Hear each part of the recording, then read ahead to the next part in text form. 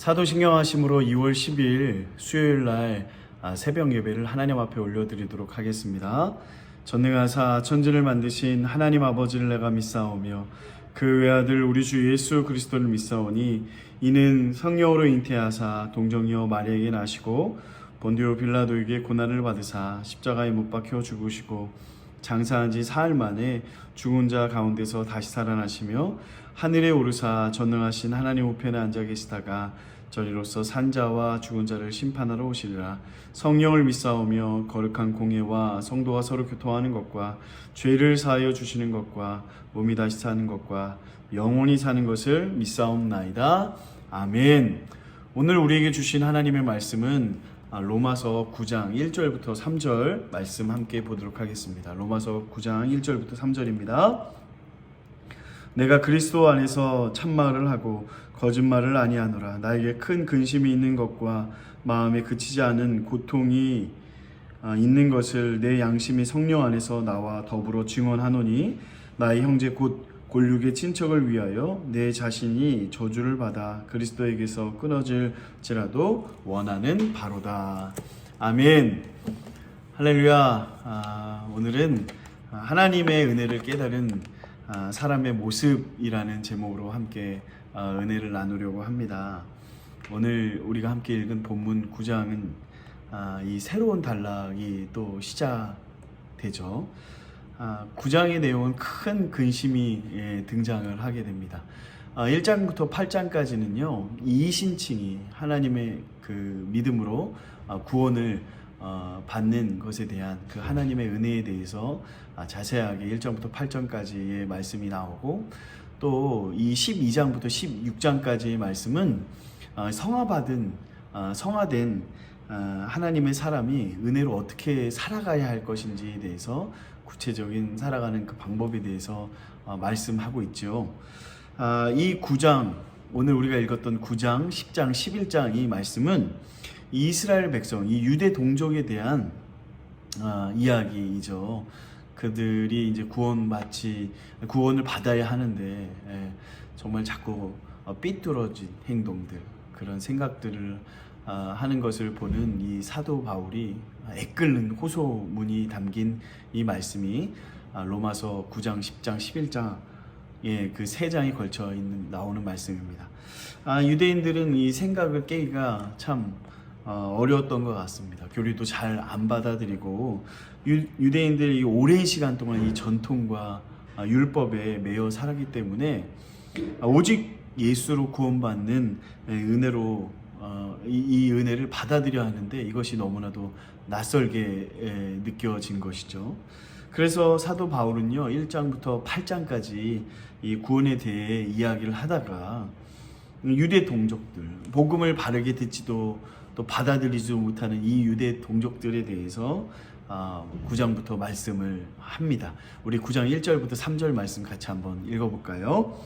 내가 그리스도 안에서 참말을 하고 거짓말을 아니하노라. 나에게 큰 근심이 있는 것과 마음에 그치지 않는 고통이 있는 것을 내 양심이 성령 안에서 나와 더불어 증언하노니 나의 형제 곧 골육의 친척을 위하여 내 자신이 저주를 받아 그리스도에게서 끊어질지라도 원하는 바로라. 아멘.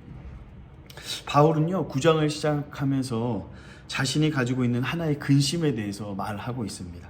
그것은 자신의 동족 이스라엘을 향한 걱정과 근심이었죠. 약속의 민족, 또 하나님의 구원의 그 백성이라는 그 자부심을 가지고 살았던 이스라엘 백성들은 하나님께서 그들을 위해 보내주셨던 그 메시아를 거부하고 또 죽이기까지 하죠. 하나님께서 이 유대인에게 정말 많은 선물을 주셨음에도 불구하고 받지 않았죠. 그들이 실패한 모습으로 그렇게 점점 나아가는 것입니다. 이러한 자신의 동족들에 대해서 너무나도 안타까워하는 마음이 있었어요. 자신의 동족인 이스라엘 백성들을 향한 긍휼의 마음, 또 사랑의 마음, 무엇보다 그들을 향한 하나님의 마음으로 이 9장, 10장, 11장을 쓰게 되는 것입니다. 그래서 그는 지금 그 자신이 저주를 받아 그리스도에게 끊어질지라도 그들이 회복하길 바란다라고 이야기하는 거죠. 내가 저주를 받아서 그리스도에게 끊어질지라도 원하는 것, 이게 굉장히 강한 말이죠. 내가 죽어도 좋으니까, 내가 천국에 가지 못해도 좋으니까 우리 동족들만은 반드시 꼭 구원을 받았으면 좋겠다라고 이야기하는 것이죠. 이 말씀을 보면 참 동족에 대한 뜨거운 진짜 사랑을 느낄 수 있게 됩니다. 그런데요, 이 말은 바울만이 한 것이 아니라 구약의 모세도 이런 말을 한번 한 적이 있죠. 이스라엘 백성들이 하나님 앞에 범죄하였을 때 자신의 이름을 생명책에 지워달라고 이야기하면서 그들을 구원하여 달라고 하나님 앞에 간절히 간구했던 이 모세의 고백과도 오늘 이 사울의 고백이 사도 바울의 고백이 동의를 합니다. 근데요, 저는 우리가 이 사도행전부터 한 장씩 교독 강해의 말씀을 나누고 있잖아요. 이 말씀을 한 장씩 읽다 보니까 저는 이런 생각이 들더라고요. 아니, 왜 사도 바울이 유대인들에게 미움을 사서 가는 데마다 얻어맞고 전도를 늘 방해받고 모함을 얻고 진짜 너무나도 안타까운 일들이 많았잖아요. 돌로도 맞고 매로도 맞고 정말 억울하게 잡혀가서 마흔에 하나를 빼는 그 숫자를 몇 차례나 그렇게 유대인들 때문에 이런 고난을 받게 되는데, 저라면 당장이라도 거봐라, 유대인들 이거 쌤통이다, 그것들 늘 맨날 선택받은 민족이라고 교만하고 자만 떨더니 에이 지옥에 나가라, 저는 그렇게 이야기할 것 같은데 그 사도 바울은 이렇게 완악한 마음이 없었던 것 같아요. 사도 바울은 자기를 배신자라고 낙인 찍고 또 죽이려고 드는 유대인들에게 이렇게 사랑을 표현을 하고 또 이들의 구원을 위해서 안타까워하고 있는 이유, 그 이유가 무엇일까라고 제가 이렇게 곰곰이 묵상을 해보았는데, 한번 우리 사랑하는 성도님들도 그런 고민, 그런 질문을 한번 해보았으면 좋겠어요. 왜일까요? 사도 바울이 정말 왜 이렇게 동족에 대한 애끓는 마음이 있었을까요? 제가 드는 결론은 사도 바울도 그들과 똑같았던 그 시절이 있었다는 거죠. 얼마 전까지만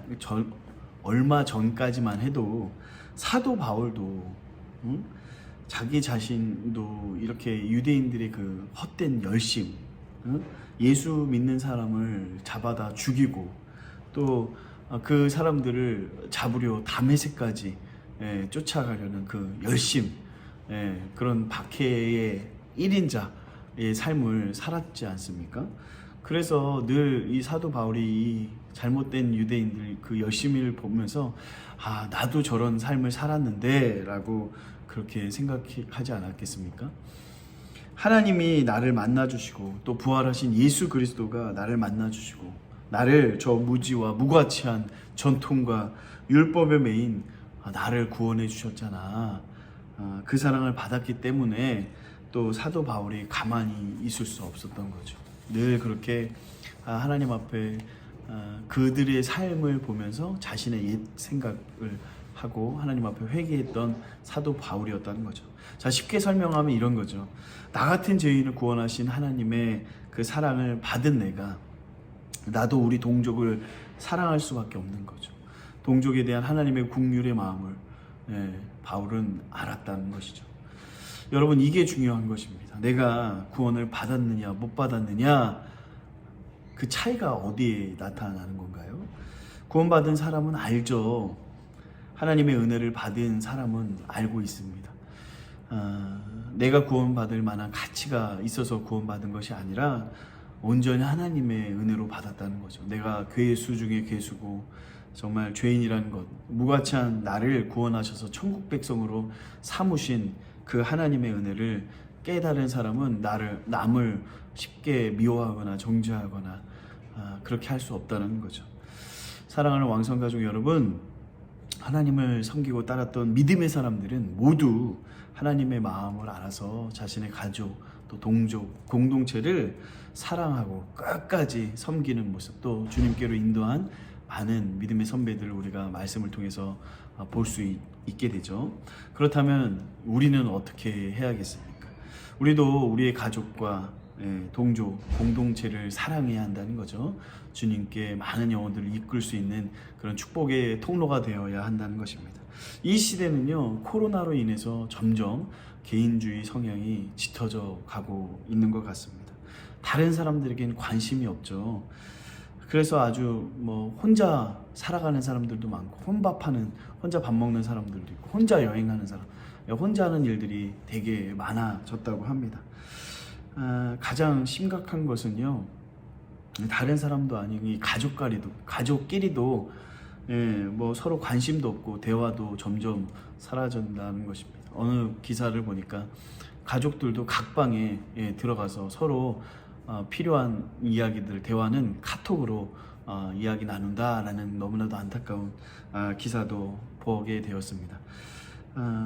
제가 이 유초동부 담당을 하고 있잖아요. 유초동부 아이들을 이제 일주일에 한 번 만나게 돼서 함께 예배 드릴 때 반갑게 인사를 하면 핸드폰을 보면서 게임을 열심히 하는 아이들이 저를 잘 보고 인사를 안 하더라고요. 너무나도 안타깝습니다. 아이들의 눈은 항상 핸드폰에 가 있죠. 거기에 눈을 두고 대화를 하는 거죠. 그게 아이들만의 문제는 아닌 것 같습니다. 가끔 보면 어른들도 동일하고 마찬가지인 모습이 있어요. 정말 우리가 이렇게 사랑이 점점 식어지고 사라져가는 이 시대 가운데 우리가 내일부터 시작되는 명절을 앞두고 있습니다. 명절의 이 설날을 앞두고 많은 사람들이 또 걱정하고 근심하는 분들도 참 많더라고요. 가족들이 모여서 오히려 싸우고 다투고 미워하고 서로에게 상처를 주지 않을까라고 하는 그런 또 걱정들도 많이 하고 있더라고요.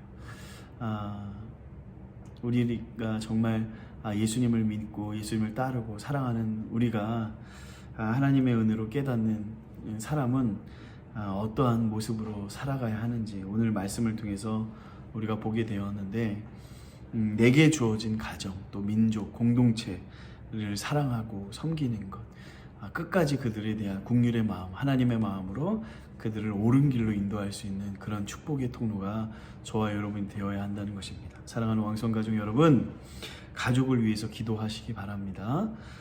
특별히 믿지 않는 가족을 위해서 포기하지 않고 간절하게 하나님 앞에 기도하기를 원합니다. 또한 나라와 민족을 위해서, 우리 교회와 공동체를 위해서 기도하시고, 내일부터 설날 걱정하고 염려하는 분들이 있다면 하나님 앞에 그 가족들을 위해서 기도하시고 그들을 축복의 주님께로 인도할 수 있는 그 축복의 통로가 내가 되게 해달라고 하나님 앞에 간절히 기도하며 나아가는 저와 여러분 되기를 축복합니다. 오늘 말씀 정말 하나님의 은혜를 깨달은 사람이라면 우리가 오늘 하루 어떻게 살아가야 할지 다시 한번 말씀을 묵상하고 사도 바울의 그 동족을 향한 뜨거운 마음, 그 마음이 저와 여러분에게도 넘쳐나기를 간절히 기도합니다. 주기도문 하시겠습니다. 하늘에 계신 우리 아버지여, 이름이 거룩히 여김을 받으시오며 나라의 임하옵시며 뜻이 하늘에서 이루어진 것 같이 땅에서도 이루어지이다. 오늘날 우리에게 일용할 양식을 주옵시고 우리가 우리에게 죄 지은 자를 사하여 준 것 같이 우리의 죄를 사하여 주옵시고 우리를 시험에 들게 하지 마옵시고 다만 악에 속구하옵소서. 대개 나라와 권세와 영광이 아버지께 영원히 있사옵나이다. 아멘.